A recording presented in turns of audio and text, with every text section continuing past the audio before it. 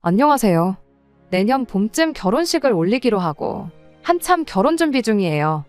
그런데 예비 신랑인 남자친구가 부리는 억지 때문에 이렇게 저희 이야기를 적어보내게 되었습니다. 저는 현재 직장 생활을 하고 있어요. 월급은 230 정도 받고 있습니다. 저 스스로도 그 누구와 비교해도 잘 버는 편은 아니라는 사실은 너무나도 잘 알고 있습니다. 최저시급보다 조금 더 버는 정도밖에 안 되지요. 하지만 그렇다고 해서 결혼해서 남편이 벌어다주는 돈으로 편하게 먹고 살고 싶은 생각은 전혀 없습니다. 원래도 제가 일하는 업계 쪽이 경력직을 선호하는 자리다 보니 보통 초반에 이렇게 힘들게 버티면서 경력사 타가 이직해서 연봉을 크게 올리는 게 일반적이거든요. 한 4년 전으로 해서 이직에만 성공한다면 당장 받는 돈 2배 이상, 한 달에 500만 원씩은 받겠구나 예상하고 있습니다. 언젠가 찾아올 봄날을 위해 낮은 월급 버티면서 하루하루 꾸역꾸역 출근하고 있습니다. 예비 신랑인 남자친구 또한 직장인이에요. 예비 신랑은 저랑 상황이 반대입니다. 당장 연봉을 두고 본다면 저보다 훨씬 높긴 한데 그쪽 업계는 또 상한선이 정해져 있어요. 아무리 경력 쌓고 그런다고 해도 그쪽 업계에서 경력 15년이 넘은 사람 중 연봉 1억을 넘기는 사람이 손에 꼽을 만큼밖에 안 된다고 합니다. 솔직한 말로 예비 신랑이 그중 한 사람이 될 것 같아 보이진 않고요. 그냥 당장 버는 돈이 많고 일도 재택근무를 하는 게 좋아서 하는 거라고 하지 업계 최고가 되고 싶은 마음 같은 건 전혀 없어 보이거든요. 그렇다고 다른 직장을 찾고 싶은 마음도 없어 보이고요. 그래도 아무튼 초년에는 남자친구의 벌이가 좋고 말년에는 제 벌이가 좋은 만큼 이런 서로 다른 상황의 두 사람이 결혼하면 분명히 좋은 시너지가 날 거라 믿어 의심치 않았습니다. 그렇게 먼 미래까지 생각해서 결혼하기로 정했던 거고요. 그런데 신혼집을 구하는 과정에서 남자친구와 의견 충돌을 몇 번 갖다가 결국 이렇게 사연까지 적어보내게 되는 지경에 이르렀네요. 여러분들께서 제 이야기 들어보시고 제가 어떤 결정을 내리면 좋을지 한번 이야기해 주시면 정말 감사하겠습니다. 신혼집을 제외한 다른 것들은 거의 준비가 다 끝난 상황이에요. 스드메는 물론이고 웨딩 사진까지 다 촬영을 끝낸 상황입니다. 결혼식 날짜도 잡혀있고 청첩장 또한 디자인까지 다 골랐습니다. 결혼 이야기가 나온 지도 한참 되어 있는 시점이고 남자친구도 결혼식의 진짜 주인공은 신부라며 제가 원하는 대로 선택할 수 있게 많이 양보를 해줬거든요. 다른 거 알아볼 때는 제가 원하는 대로 하라던 남자친구가 왜 신혼집 문제에서만큼은 이렇게 양보를 안 하는지 이해가 되지 않습니다. 다른 준비가 끝나 있는 만큼 제가 시간적인 여유가 있어서 내친 김에 신혼집도 여기저기 알아봤어요. 남자친구가 재택근무를 하고 있다 보니 신혼집 위치를 알아볼 때 그렇다 할 제약은 많이 없는 편이었습니다. 제가 욕심부리면 더 출퇴근하기 좋은 위치의 집을 알아볼 수 있었지만 그래도 이왕 알아보는 김에 출퇴근하는데 조금 고생한다고 할지라도 투자 가치가 있는 집 위주로 알아보고 있었어요. 그러다 정말 괜찮은 매물을 하나 찾게 되어서 남자친구 데리고 집 구경도 하고 임장도 다녀왔어요. 주변에 지하철도 도보로 이동 가능한 거리에 있고 바로 아파트 단지 입구에 강남이나 종로까지 한 번에 가는 버스도 다니고 근처에 있는 대형마트들 하며 주변에 산책 다닐 만한 녹지도 나름 잘 조성되어 있는 그야말로 신혼부부한테 완벽한 입주 조건을 가지고 있는 집이었어요. 다만 한 가지 아쉬운 게 있다면 아파트가 지은 지 30년이 넘어가고 재개발이 몇 년째 소문으로만 돌고 있다는 점이었습니다. 하지만 또 바꿔 말하면 재개발이 어느 정도 임박해 있다는 사실이기도 했고요. 그래도 저는 그런 장점들이 저 단점들을 충분히 보완할 수 있다고 생각했습니다. 재개발만 이루어지면 투자 가치도 충분히 있다고 생각했고요. 그런데 남자친구는 단순히 집이 좁아서 별로라며 마음에 안 든다고 다른 집을 알아보자고 하더라고요. 남자친구가 재택근무를 하다 보니 이왕이면 조금 넓은 집에서 일하고 싶어하는 마음은 10분 이해할 수 있었어요. 지금 당장도 4평짜리 원룸에서 살면서 재택근무를 하고 있다 보니 집 좁은 건 별로 신경 쓰지 않는 건가 싶었는데 그런 말을 들으니 또 한편으로는 이제 결혼까지 했는데도 14평짜리 좁은 공간에서 일을 한다는 게 마음에 안 들 수도 있겠구나 그렇게 생각했습니다. 그래도 제가 볼 땐 아무리 앞으로 발품을 팔고 손품을 판다고 한들 이 집보다 더 나은 집이 매물로 나올 거라는 생각이 들지 않았어요. 당장이야 비좁다고 느끼겠지만 이 집에서 평생 살게 될 것도 아니고 결혼하고 둘이 열심히 모아서 더 큰 집으로 이사를 가면 되는 부분 아닌가 생각했습니다만 아무리 말해도 싫다고 하니 아쉽지만 그 집은 뒤로 하고 다른 집을 찾아봐야 했죠. 아무튼 그 뒤로도 열심히 찾아본 몇 개의 매물을 남자친구에게 보여줬지만 반응이 영 시원찮았어요. 좁은 집은 싫다고 해서 평수가 넓은 집으로 알아왔더니 베란다로 보이는 풍경이 탁 트여있지 않고 갑갑해서 별로라나 어쩌나 하면서 퇴짜를 놓더라고요. 또 하나는 집 근처에 놀이터가 붙어있는 게 싫대요. 재택근무를 하는 만큼 자기는 조용한 환경이 필요하다면서 이 핑계 저 핑계 대가며 거절만 해대는데 결혼 준비하면서 다른 것들 정할 때는 제가 만족하는 게 제일 좋다면서 아무 말 없던 사람이 갑자기 까탈스럽게 굴면서 알아오는 것마다 저렇게 찬물을 끼얹고 그러는 게 도무지 이해가 가지 않았습니다. 하루는 말도 안 되는 생트집을 잡으면서 싫다고만 하는 남자친구한테 너무 화가 나서 그럼 집은 네가 한번 알아봐라 한마디 했어요. 애써 찾아온 집들 좋은 점은 하나도 안 보고 싫은 점만 찾는 게 너무 짜증났거든요. 거기에 집을 알아봄에 있어서 저한테 좋은 점은 하나도 안 봤어요. 저희 부모님 집에서 가까운 집을 알아볼 수도 있고 말씀드린 대로 제가 다니는 회사로 출퇴근하기 용이한 지역 위주로 알아봐도 무방했지만 오히려 너무 속보인다고 할까봐 그런 위치들은 일부러 피해서 알아봤거든요. 그런데도 저렇게 삐딱선을 타고 싫은 소리만 하고 있으니 그게 너무 원망스러웠지요. 직접 집을 알아보라는 제 말에 남자친구가 알겠다고 제가 찍소리도 못할 만큼 좋은 집을 알아오겠다고 자신있게 대답했습니다. 그러더니 그날로부터 이틀도 안 지나서 저한테 집을 알아왔으니 한번 보러 가자는 말을 하는 겁니다. 그때 조금 눈치를 챘던 게 이 사람이 진작에 봐놓고 있거나 마음에 두고 있던 집이 있었구나 싶었습니다. 그렇지 않고서는 이틀 만에 집을 알아왔으니 구경 가자는 말을 꺼낼 수 없다는 생각이었어요. 남자친구 차를 타고 출발했는데 차가 서울 밖으로 나가더라고요. 이미 거기서부터 저는 집을 보러 가기가 싫었습니다. 남자친구야 재택을 하니 아무 데서나 살아도 상관없지만 저는 출퇴근을 하는 사람이었으니까요. 남자친구는 요즘 경기도는 서울이나 다름없다며 그쪽에 대중교통도 다니고 다 있으니 걱정 말라는 소리를 하더군요. 그런데 도착한 동네부터가 벌써 마음에 들지 않았어요. 집을 알아본 만큼 경기권 신도시가 요즘 얼마나 잘 되어 있는지는 제가 남자친구보다 훨씬 잘 알고 있다고 생각하거든요. 그런데 남자친구가 알아봤다는 동네가 신도시도 아니었어요. 신도시에 인접한 구도심의 아파트도 지은 지 오래되어 보였고 평수 또한 제가 그동안 알아봤던 집하고 비교했을 때 별반 차이가 없었거든요. 주변 시설이 있을 만한 건 다 있었지만 차 없이는 이동하기 힘들어 보였고요. 하지만 그 중에서도 제일 마음에 안 들던 건 그 동네가 남자친구네 누나가 살고 있는 동네라는 점이었습니다. 대충 분위기 보아하니 누나가 우리 동네 살만해 한마디 했던 걸 가지고 다른 지역은 볼 것도 없이 이 동네로 정했구나 싶었어요. 어이없게도 남자친구는 예비신우가 가까이 사는 걸 이 집의 장점 중 하나라고 꼽더라고요. 가까이 있는 이웃이 먼 친척보다 낫다는 말 못 들어봤냐며 그 말은 곧 가까이 있는 가족이 가까이 있는 이웃보다 훨씬 더 좋다는 이야기나 마찬가지라는 궤변을 늘어놓더라고요. 누나가 가까이 사는 만큼 앞으로 우리가 무슨 일이 있을 때 도움받을 일이 많을 거라는 소리를 하는데 그 소리를 들으니 정말 더더욱이 거부감밖에 들지 않았습니다. 사실 남자친구의 누나, 그러니까 예비신우하고는 별로 좋은 기억이 없거든요. 양가 상견례 할 때도 누가 부르지도 않은 자리 따라 나와서 분위기 파악도 못하고 양가 부모님 아무 말도 없는데 나서서 예단이니 어쩌니 그런 이야기 꺼낸 사람이에요. 상견례 이후로는 벌써 예비신우라고 시짜지를 하고 다니는데 정말 꼴불견의 밥맛이었습니다. 얼마 전 일인데 제가 일 때문에 잠깐 2박 3일 일본에 출장을 다녀올 일이 있었어요. 당연히 남자친구한테도 출장이라고 말했는데 남자친구가 그걸 예비신우한테 말을 했었나 봐요.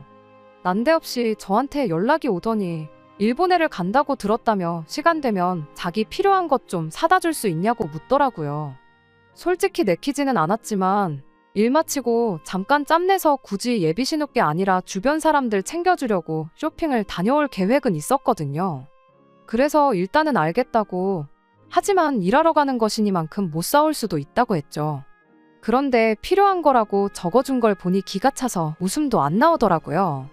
자기 필요한 화장품부터 시작해서 백화점에는 근처에 갈 일도 없는데 명품까지 적혀 있었어요. 군것질거리는 어디 회사에 무슨 제품 무슨 맛까지 아주 구체적으로 적혀 있기도 했고요. 심지어 자기가 일본을 다녀오는 것도 아니고 제가 다녀오는 건데 자기 주변 사람들 줄 기념품까지 사다 달라고 하는데 정말 웃기지도 않았습니다. 적힌 대로 다 사다 줄 생각도 없었지만 적혀 있는 거 대충 계산해보니 500만 원으로는 택도 없을 만큼이었어요. 화장품에 명품이 껴있다 보니 돈이 많이 필요했는데 어차피 예비신우가 먼저 저한테 돈을 건네줄 것처럼 보이지도 않아서 대충 사다 달라는 과자 한 봉지 정도만 사가면 되겠구나 싶었습니다.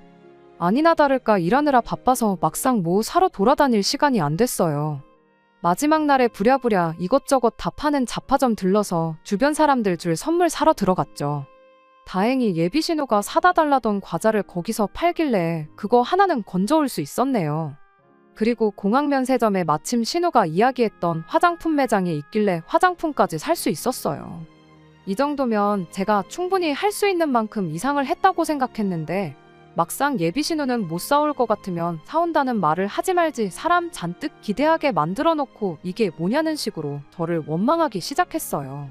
제 딴에는 최대한을 했다고 생각했는데 원망 섞인 소리를 들으니 기분 좋을 일이 하나 없었죠. 그런데 그 와중에 예비신우가 한다는 소리가 제가 약속을 안 지켰으니 그걸로 화장품은 자기가 그냥 갖겠다고 하는 겁니다. 수고비까지 받아낼 생각은 없었지만 예비신우한테는 자기 물건 사온 저한테 5만 원 주는 것도 아까웠었나 봐요. 어이가 없어서 화장품이야 돈 안 주실 거면 그냥 중고장터에 팔면 된다고 그냥 필요 없으시면 말라고 하고 그냥 들고 돌아왔습니다. 그 후로는 저한테 삐진 건지 따로 연락도 안 하고 그랬어요. 연락 없이 지내는 게 저한테는 더 좋은 것도 모르는지 그렇게 모르는 사람인 척 지내면 제가 겁먹을 줄 알았나 봐요. 차라리 안 보고 지내는 게 앞으로 결혼 생활에 있어서 득이면 득이겠구나 싶어서 일부러 저도 연락 안 하고 모르는 사람인 척 지냈던 건데 아무튼 그만큼 좋은 기억 하나 없는 예비신우랑 같은 동네에 신혼살림을 차리다니 거부감 말고는 달리 다른 생각이 들지 않았죠. 그런데도 남자친구는 끝까지 이쪽 동네가 보기보다 좋은 동네라며 여기면 우리 돈으로 대출도 거의 없다시피 해서 집을 구할 수 있다고 하면서 나름의 장점을 설명한다고 애를 쓰더라고요. 대출을 거의 안 받고 집을 구한다는 말은 맞는 말이었고 어떻게 보면 돈을 더 빨리 모아 이사를 나가는 데 있어서는 유리한 방법 중 하나일 수도 있다는 생각이 들었지만 싫은 건 싫은 거지 도무지 마음이 돌아서지가 않았습니다. 그래서 여기 말고 다른 집을 알아보라고 했어요. 제가 남자친구한테 보여준 집이 5개였는데 가짜는 이유 대면서 거절만 해놓고는 딱 하나 누나 말만 듣고 알아온 집을 두고 제가 싫다고 했다고 남자친구는 저한테 너무하다고 하네요. 하지만 저는 제가 정말 어디가 너무한 건지 모르겠거든요. 남자친구는 자기가 여태껏 저 원하는 대로 하게 다 양보해주지 않았냐, 결혼식장부터 시작해 가정가구 어디 브랜드 걸로 쓸 건지 전부 다 하나같이 저한테 맞춰주고 원하는 대로 하도록 양보해줬는데 왜 저는 자기가 딱 하나 바라는 걸 가지고 무조건 싫다고만 하는 거냐고 저를 원망하기 시작했죠. 그래서 제가 이게 비단 당신 누나 때문에 싫다고 하는 게 아니라고, 예비신우랑 가까이 사는 게 싫은 건 그냥 싫은 이유 중에 하나일 뿐이지 애초에 이 집에 신혼살림 차리면 나는 출퇴근하는 데만 하루에 왕복으로 4시간씩은 날려먹게 생겼는데 누가 그런 집에 신혼살림 차려서 살고 싶다고 하겠느냐 한마디 했더니 남자친구가 한다는 소리가 그래도 지금은 자기가 돈을 훨씬 더 많이 벌고 한동안도 자기가 벌어오는 돈이 주 수입원이 될 텐데 그 정도는 제가 맞춰주는 게 당연한 거 아니냐입니다. 그런데 다른 말보다 그 말이 너무 충격적이었어요. 서로 앞으로 잘 되는 거 생각하고 결혼을 알아보던 저였는데 당장 벌이를 가지고 돈도 조금 벌면서 자기가 하자는 대로 따르라는 말을 하는 게 너무 충격적이었지요. 결국 더 이야기하면 싸움밖에 나지 않을 것 같아서 남자친구한테는 나중에 이야기하자 말하고 신혼집에 대해서는 그 뒤로 따로 말을 꺼내지 않고 있는 상황입니다. 그러던 중 제가 정말 마음에 들어하던 첫 번째 집이 결국엔 팔렸다는 소식을 듣게 되었어요. 그러니 더더욱 이 상황이 심란하고 혼자 생각해봐야 답도 없을 것 같아서 혼자 고민하는 대신 이렇게 사연을 적어보내게 되었습니다. 예비 신우도 예비 신우지만 제 커리어에 대해서는 쥐뿔도 생각 안 하는 것 같은 이 사람과 앞으로를 잘 헤쳐나갈 수 있을까 싶은 의문만 들어요. 저는 어떻게 하는 게 좋은 걸까요? 안녕하세요. 나름 다 적는다고 적었는데 더 필요한 정보가 있다고 해서 이렇게 내용을 보충합니다. 예비 신우 자리가 별로인 건 알고 있지만 연애하는 동안 남자친구하고 그렇다 할 문제는 없었어요. 시어머니 되실 분하고는 아무 문제가 없고 상견례 때 한 번 본 저희 어머니 말에 의하면 시어머니 되실 분이 참 좋은 분 같다고 하세요. 그 말이 저도 틀렸다고 생각하지 않고요. 예비 신우 때문에 결혼까지 포기할 이유가 전혀 없다고 생각했어요. 어차피 연락도 거의 없이 지내는데 1년에 서너 번 예비 시댁 식구들하고 같이 만나는 게 큰 문제라고 생각하지도 않고 말이에요. 남자친구가 저보다 더 잘 버는 건 사실입니다. 제가 230 정도 받고 남자친구가 350 정도 벌고 있어요. 제가 향후 이직에 성공하게 되면 벌이가 훌쩍 올라가는 건 사실이고 그때가 되면 남자친구가 연봉이 오른다고 한들 지금 저보다 더 버는 만큼 제가 더 벌게 되긴 할 테지만 그것도 이직에 성공해야 가능한 이야기지. 이직에 성공 못하면 여전히 남자친구 벌이를 따라잡을 방법이 없는 건 매한가지입니다. 저한테 유리한 이야기만 알려드리고 싶지 않고 최대한 객관적인 의견을 듣고 싶어서 이렇게 내용을 보충하게 되었어요. 어떤 이야기든 좋으니 허심탄회하게 말씀해 주시면 정말 감사하겠습니다. 안녕하세요. 얼마 전 신혼집 구하는 걸로 예비 신랑과 문제가 생겨서 조언 한번 얻어보고자 사연을 보냈던 쓰니입니다. 잘 해결되었으면 참 좋았겠지만 결과가 좋지 않아서 후기를 적어 올려야 하나 말아야 하나 고민했어요. 결국 남자친구하고는 파혼을 하게 되었거든요. 그런데 후기 없이 그냥 넘어가기엔 얼굴도 모르는 저한테 의견 적어주시고 조언해주신 분들께 예의가 아닌 것 같아서 이렇게 후기를 보내게 되었습니다. 지금 다시 생각해도 처음부터 그 시커먼 속내를 여태껏 숨기고 저랑 결혼을 준비했다는 그 사실만 생각하면 온몸에 소름이 다 돋을 정도입니다. 의견 보내주신 어떤 분 말 맞다나 자기가 더 잘 버는데 못 버는 네가 따라야 되지 않겠냐는 말을 꺼냈을 때부터 이 결혼을 처음부터 다시 생각했어야 했던 건데 예비 신우 사는 동네만 피하면 되는 거 아니냐는 생각에 제 인생에 돌아오지 않을 몇 주를 고민하고 스트레스 받으며 허송세월 보냈는지 모르겠네요. 아무튼 그날 이후 남자친구한테는 확실하게 그 동네에는 신혼살림을 차릴 생각이 없다고 확실하게 이야기를 했어요. 남자친구가 몇 번이고 생각 좀 다시 해보라는 말을 꺼내왔지만 저도 독하게 나가야지 어물쩡거리다가는 진짜 거기에 신혼살림을 차릴 수도 있겠다는 생각이 들어서 단호하게 나갔습니다. 그렇게 2주 정도 지났나 남자친구가 포기를 한 건지 다른 집을 알아왔다고 그 집을 보러 가지 않겠냐는 연락을 해왔어요. 끝까지 예비 신우랑 한 동네 사는 걸 고집할 줄 알았는데 다른 집을 알아놓았다니 정말 예상 밖이었습니다. 그렇게 남자친구를 만나서 새로 알아봤다는 집에를 다녀왔어요. 어디인지 위치를 안 알려주길래 또 새로 집을 알아왔다는 게 말장난이고 같은 동네에 있는 다른 아파트겠구나 싶었는데 경기권인 건 마찬가지였는데 다른 방향으로 가길래 그거 아니겠구나 싶었습니다.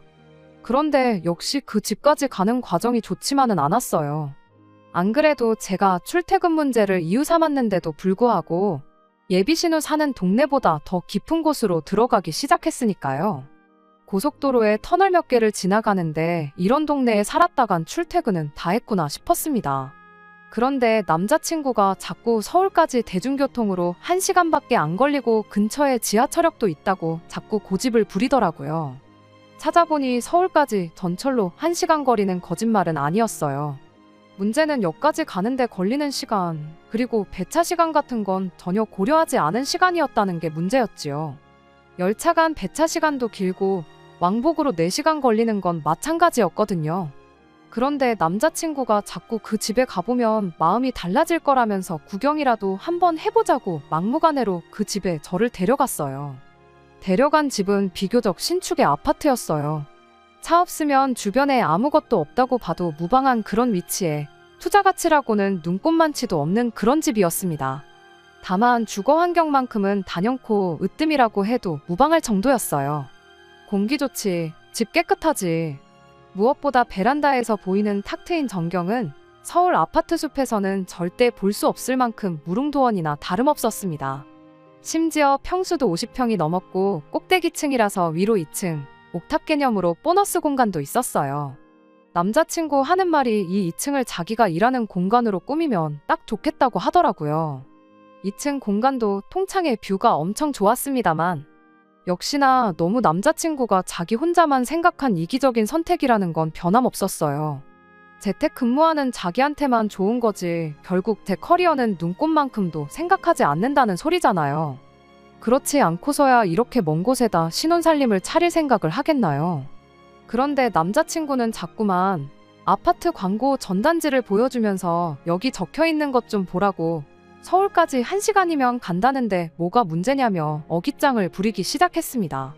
열차가 뭐 집 앞까지 마중 나와준다냐, 그리고 내가 역에 도착하면 도착하는 대로 뜨는 것도 아니지 않냐고, 배차 간격은 생각도 안 하고 전단지 문구만 보고 말도 안 되는 소리 하지 말라고 한마디 해주고 직접 보여줘야 인정을 하겠구나 싶어서 핸드폰으로 아파트 이름을 검색을 했죠.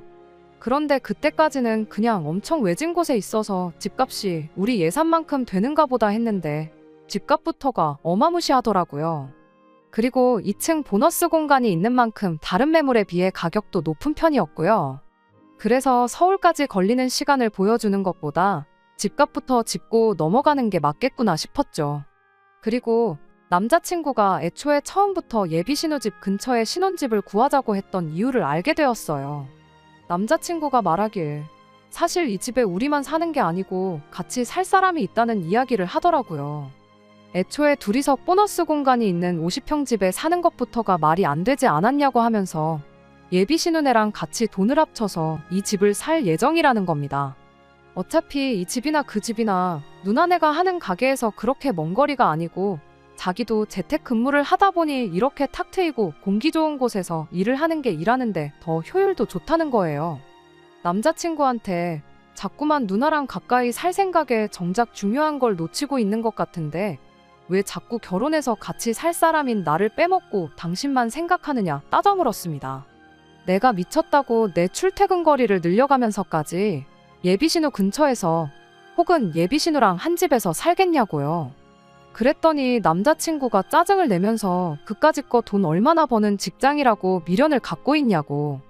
막말로 230이면 최저시급 받는 거랑 별반 차이도 없는데 그냥 이 동네에 신혼살림 차리고 편의점 같은 데서 일해도 그 돈은 버는 거 아니겠냐는 소리를 하는 거예요. 아니면 20만 원 더 쳐줘서 월급 250 정도 받게 만들어줄 테니까 누나네 가게 가서 일하면 되는 거 아니냐입니다. 그럼 너는 지금보다 벌이가 늘어나서 좋고 나도 일하기 더 좋은 환경에서 일하게 돼서 좋고 누나네도 같이 살면 급할 때 저한테 조카도 맡길 수 있고 아니면 어줍잖은 사람 데려다 쓰는 것보다 믿을 수 있는 가족을 직원으로 두는 게 더 이득 아니겠냐고 입에 거품을 물더라고요. 제가 이직 이야기를 꺼냈더니 자꾸 말도 안 되는 소리 하지 말라고, 이직이 말처럼 쉬운 줄 아냐고, 그렇게 개고생하다가 이직 못하면 너는 젊은 청춘 쥐꼬리만한 월급 받으며 날려버리게 되는 거 모르냐며 짜증을 내는 겁니다. 이뤄지지도 않을 꿈을 가지고 헛물키지 말고 현실을 살라고 충고를 해주는데 제 꿈을 포기하면서 이런 사람하고 결혼하는 것만큼 내 인생에 있어서 멍청한 선택은 없겠다 싶더라고요. 그래서 그냥 남자친구한테 나 말고 니네 누나랑 살라고 한마디 해주고 나왔어요. 남자친구가 그제서야 저를 쫓아나와서는 집에는 어떻게 갈 거냐길래 이제서야 내 걱정을 해주냐고 아주 몸둘바를 모르겠다 말하고 남자친구가 말하는 그 서울까지 1시간 걸린다는 자랑스러운 전철 타고 집에 왔네요. 배차 간격도 안 지켜지고 집까지 2시간 넘게 걸려서 도착했는데 진짜로 그거 타고 출퇴근했다간 성격도 버리고 제 꿈이고 뭐고 다 포기했을 것만 같았습니다. 결혼 안 한다고 말하고 때려치고 나온 게 천만다행이다 싶었죠. 그 뒤로 남자친구한테 몇 번 연락이 왔는데 싹 다 무시했어요. 제가 가끔 연락을 하기는 했는데 그건 다 여지껏 결혼 준비하면서 예약해놓은 거 위약금 물어내야 하니 돈 보내라는 말할 때 뿐이었습니다. 그래도 안 준다고 뻐기지는 않고 필요한 금액 따박따박 보내주는 게 얼마나 다행이던지요. 그러던 중 얼마 전에 업계에서 나름 알아주는 회사에서 저를 스카우트하고 싶다는 연락을 받게 되었습니다. 당장 벌이만 두고 본다면 재택근무하는 잘난 남자친구보다 벌이가 높은 오퍼였는데 일단은 할까 말까 생각 중이에요. 제가 목표하는 회사보다는 밸류가 조금 떨어지는 회사인데 당장 벌이 생각하면 옮기는 게 100번 맞지만 일단 한번 이직하면 또 옮기기가 뭐해서 말이죠. 남자친구한테 전화해서 이제 내가 너보다 더 잘 벌게 됐는데 어디 여전히 누나랑 한 집에 살자는 소리 또 할 수 있겠냐고 따져 물을까도 했는데 너무 유치한 것 같아서 그러지는 않았습니다. 괜히 제가 여지를 준다는 느낌도 받게 하고 싶지도 않았고 정이 떨어질 만큼 떨어졌으니까요. 대신 얼마 전에 남자친구와 저를 동시에 알던 지인한테서 남자친구 소식을 듣게 되었어요. 당장에 저만 오케이 하면 누나랑 같이 한 집에 살 것처럼 굴더니 아직도 그 4평짜리 작은 원룸에서 혼자 지내고 있다고 하네요. 이사 간다는 말 같은 거 없었냐? 뭐 그런 걸 물어봤더니 얼마 전에 집 계약을 연장했다고 들었다고 이사를 나가도 올해는 아닌 것 같다는 말을 해주는 걸로 보아 예비 신우도 파혼당해 혼자 된 동생을 굳이 한 집에 데리고 살고 싶지는 않는가 보다 싶어요. 애초에 처음부터 싼 값에 자기 가게에서나 자기 애 돌봐줄 때 부려먹을 수 있는 제가 주 목적이었던 거지 동생이라고 특별히 우애가 좋아서 한 집에 같이 데리고 살 만큼은 아니었나 봐요. 돈 얼마 더 버는 거 가지고 생색내는 사람하고 결혼해봐야 좋은 꼴 못 봤을 텐데 거기에 성질 더러운 신우까지 모시고 살아야 할 뻔까지 했던 거니 정말 이 파혼이라는 결정이 더할 나위 없이 잘 내린 결정이라 생각합니다. 그리고 제가 이런 결정을 내리기까지는 제가 처음 사연 보내줬을 때 단도직입적으로 제가 현실 파악을 할 수 있게 강한 조언을 해주신 분들 도움이 컸다고 봐요. 그 조언 아니었으면 아마 파혼은 꿈도 못 꿨을 테고 어떻게 남자친구한테 질질 끌려다니면서 내 인생 내 팔자를 내 손으로 꼬아놓았을 테니까요. 이 후기를 끝으로 저한테 조언해주신 모든 분들께 감사 인사를 전하고 싶네요. 오늘부터 다시 저도 목표해놓은 제 꿈을 이루기 위해 더욱더 노력하며 살겠습니다. 끝까지 들어주셔서 감사합니다. 오늘의 사연은 여기까지입니다. 구독과 좋아요, 알람 설정 부탁드리고 더 좋은 사연으로 다시 찾아뵙겠습니다. 감사합니다.